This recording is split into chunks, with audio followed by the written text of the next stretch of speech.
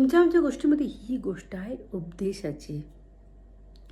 एकदा स्वामी विवेकानंद हे जगाला उपदेश करण्यासाठी निघाले होते, तेव्हा त्यांनी रामकृष्ण परमहंसाची भेट घेण्याचे ठरवले आणि त्यांच्या उपवनात ते पोहोचले. जेव्हा त्यांनी रामकृष्ण परमहंसाची भेट घेतली, आशीर्वाद घेतला आणि त्यांनी सांगितलं की मी जगाला उपदेश करण्यासाठी निघालो आहे. परमहंसांनी त्यांना आशीर्वाद दिला आणि त्यांनी सांगितलं की जा, माताजी बसल्या आहेत, त्यांचाही आशीर्वाद घे.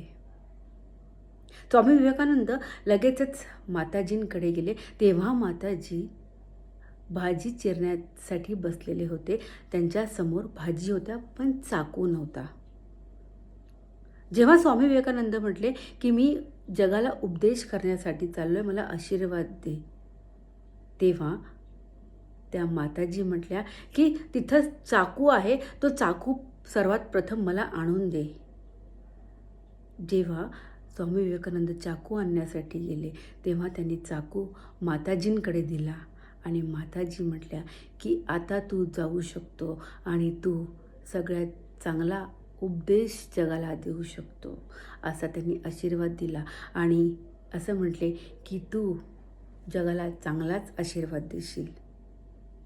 तेव्हा स्वामी विवेकानंद म्हटले की माताजी, तुम्ही असं कसं ठामपणे सांगू शकता की मी चांगला उपदेश देऊ शकतो. तेव्हा माताजी म्हटल्या की जेव्हा तू चाकू आणला तेव्हा चाकूचं टोक हे तुझ्या बाजूनी होतं आणि लाकडाची बाजू ही माझ्याकडे ठेवली होती, म्हणजे तुला इजा झाली तरी चालेल पण समोरच्याला इजा नाही झाली पाहिजे. हा तुझा उद्देश आहे आणि हाच तुझा उपदेशसुद्धा झाला. जा, तू यशस्वी होशील, असा त्यांनी आशीर्वाद दिला.